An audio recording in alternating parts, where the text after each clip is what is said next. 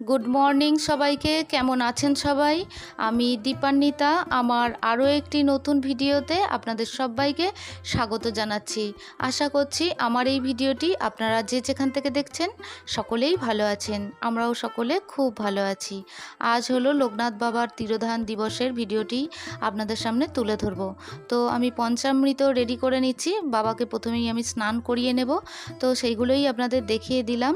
তো প্রথমে টক দই দিলাম, তারপরে দিচ্ছি দুধ, তারপরে দেব চিনি বা শর্করা, আর তারপরে ঘি মধু দিয়ে পঞ্চামৃত রেডি করব। আর বাবার অত্যন্ত প্রিয় যেহেতু শ্বেত চন্দন, তাই আমি এই পঞ্চামৃতের মধ্যে একটু শ্বেত চন্দন দিয়ে দেব, দিয়ে বাবাকে স্নান করাবো। তবে এর ফাঁকে একটা কথা বলবো, আজকে কিন্তু আপনাদের কমেন্টগুলো আমি কিছুই পড়তে পারবো না। তো নেক্সট ভিডিওতে অবশ্যই আপনাদের নাম নেব এবং কমেন্টগুলো পড়ব। আজকে বাবা ভোলানাথের পুজো করছি। আজ হলো 3রা জুন আর বুধবার। তো আজকেই বাবার তিরোধান দিবসের সমস্ত জায়গায় পুজো হচ্ছে। তো আমার বাড়িতেও আমি যতটুকু আয়োজন করতে পেরেছি সেটাই আপনাদের সামনে তুলে ধরছি। তো তারপরে দেখতেই পেলেন আমি ঘটের মধ্যে একটু কুচানো ফুল দিয়ে দিলাম। তো দিয়ে বাবাকে আমি স্নান করিয়ে নিচ্ছি। তো স্নান মন্ত্র হিসেবে পাঠ করব ইদং স্নানিয়ম ওং ইং শ্রী লোকনাথ ব্রহ্মচারিণে নমঃ। ইদং স্নানিয়ম ওং ইং শ্রী লোকনাথ ব্রহ্মচারিণে নমঃ। ইদং স্নানিয়ম ওং ইং শ্রী লোকনাথ ব্রহ্মচারিণে নমঃ। এই 3বার বলছি। মন্ত্রপাঠ করে লোকনাথ বাবাকে আমি স্নান করিয়ে নিলাম এবং আমি পরিষ্কার জল দিয়ে, আপনারা দেখতেই পাচ্ছেন, স্নান করিয়ে বাবাকে মুছিয়ে সুন্দর করে একটা পরিষ্কার পাত্রে আমি রেখে দেব। তারপরে আমি লোকনাথ বাবার পাশাপাশি আজকে কিন্তু বাবা ভোলানাথেরও আমি স্নান করাবো এবং তার পাশাপাশি আমি পুজোও করব।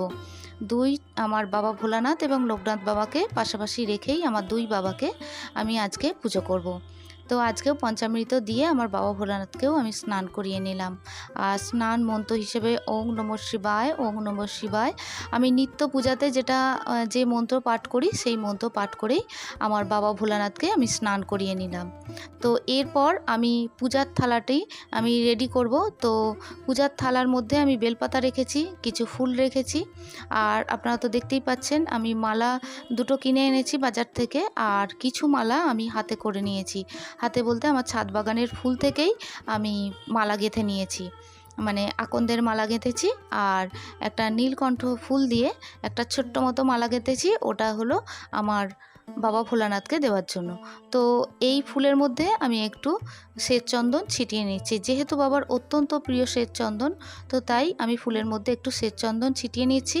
এবং পুজোয় বসার আগে আমি আমার সমস্ত জায়গাটা আমি গঙ্গা জল দিয়ে ছিটিয়ে নিয়েছি। তো এরপর ধূপ দীপ যা সমস্ত কিছু রেডি করার, তো সেগুলো রেডি করে নিচ্ছি। এবং এই মুহূর্তে যারা আমার ভিডিওটি দেখছেন প্লিজ একটা লাইক করে দেবেন। আর ভিডিওটির কোনো কিছু অংশ যদি আরও একটু বেশি ভালো লেগে থাকে, চাইলে আমার চ্যানেলটি সাবস্ক্রাইব করে আমার পাশে থাকতে পারেন। অলরেডি যারা আমার চ্যানেলটি সাবস্ক্রাইব করছেন বা করে রেখেছেন তাদের জন্য জানাই অসংখ্য ধন্যবাদ এবং অনেক ভালোবাসা। আর যে বন্ধুরা আমাকে সুন্দর সুন্দর কমেন্ট করছেন তাদের জন্য জানাই অসংখ্য ধন্যবাদ। তো আজকে বাবার ভোগের মধ্যে, মানে ভোগের বলতে বাবা যে ভোগ মিষ্টি যেগুলো খেতে পছন্দ করে সেগুলো আমি আমার মতো করে মানে জোগাড় করেছি বা বাবা আমাকে দিয়ে করিয়ে নিয়েছেন। তো সেইগুলোই আমি বাবার পছন্দ মতো মিষ্টি আমি একটা প্লেটের মধ্যে বা থালার মধ্যে আমি সাজিয়ে নিচ্ছি। তো কালো জাম প্রথমে ভেবেছিলাম পাবো না, জানেন। তারপরে মানে কালো জামের বদলে আমি এই যে নিকুতি এইগুলো নিয়েছিলাম। তো তারপরে হঠাৎ করেই দেখলাম সমস্ত বাজার ঘুরে যখন আমি চলে আসছি, তারপরে দেখলাম কালো জাম পেয়েছি, বাবার অত্যন্ত প্রিয় কালো জাম। তো আমি খুঁজছিলাম, তো শেষ পর্যন্ত পেয়েও গেছি, জানেন। তো যাই হোক, অমৃতিও বাবার ভীষণ পছন্দের, ছানার মিষ্টি পছন্দের, সোনপাপড়ি সমস্ত কিছু দিলাম। আর এই যে কালো জাম আর মরশুমযুক্ত ফল যতটুকু পেয়েছি সেইগুলো বাবাকে দিলাম। আর এই যে দেখাচ্ছি কালো জাম বাবার অত্যন্ত প্রিয়, তো সেটাও আমি বাবার ভোগের মধ্যে বা ফলের মধ্যে মধ্যে আমি দিলাম। আর বাবার যে ভোগ আমি রেডি করেছি, তো সেইগুলো আমি সকাল থেকেই আমি সমস্ত কিছু করে নিয়েছি। তো সেইগুলো আমি লাস্টে দেব, আর সেগুলো যখন দেব আপনাদের সঙ্গে শেয়ার করব।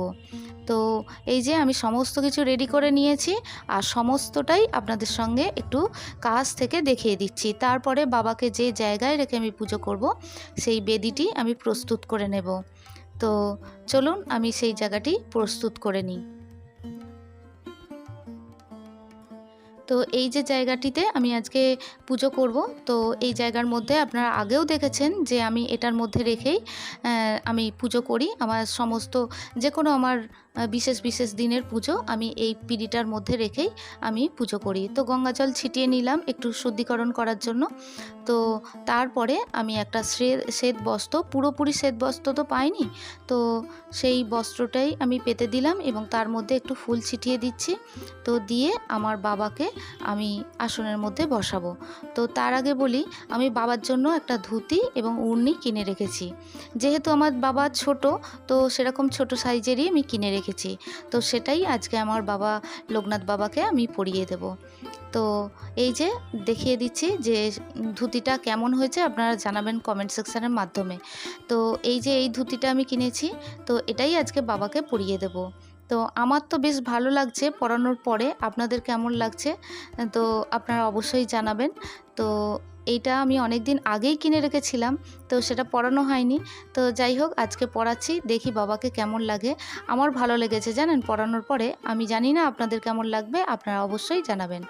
এই যে বাবাকে পরিয়েও দিয়েছি এবং বাবাকে আমি মনে মনে জিজ্ঞাসা করছি, বাবা তোমার পছন্দ হলো বলে গায়ে মাথায় একটু হাত বুলিয়ে জিজ্ঞাসা করছি যে বাবা পছন্দ হলো।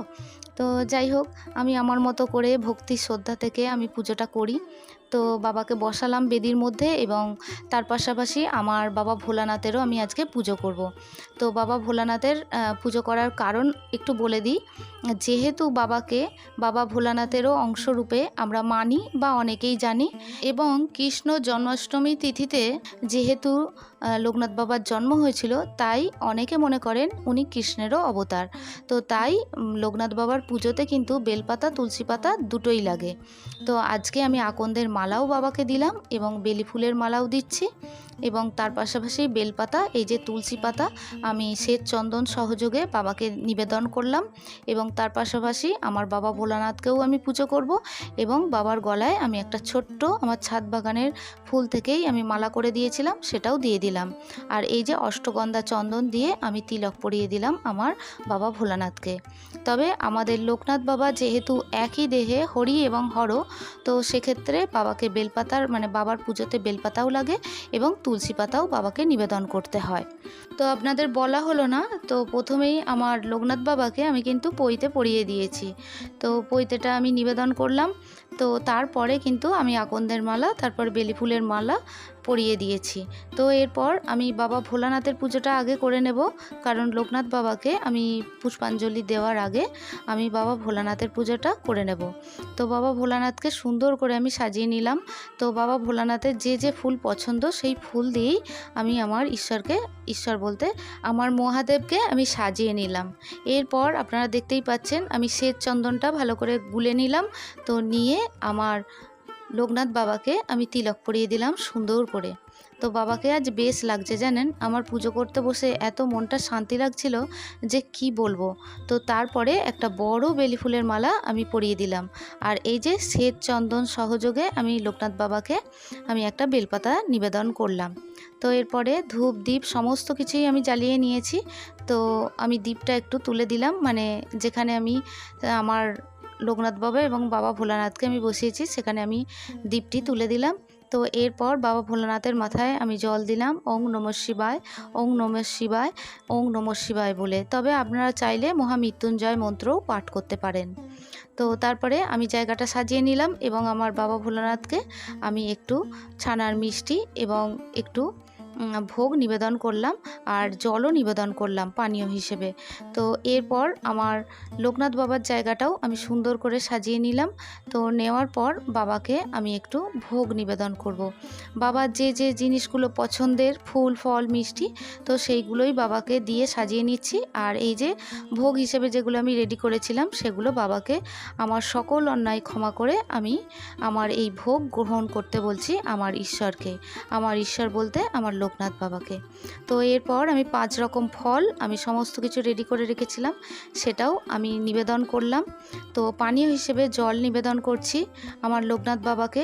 তবে আপনারা চাইলে কিন্তু 5 রকমের জায়গায় আপনারা 9 রকম 11 রকমও ফল দিতে পারেন। তো বাবাকে শ্বেত বস্ত্র হিসেবে আমি একটা সাদা চেলি নিবেদন করলাম। এরপর আমি পুষ্পাঞ্জলি দিয়ে নেব।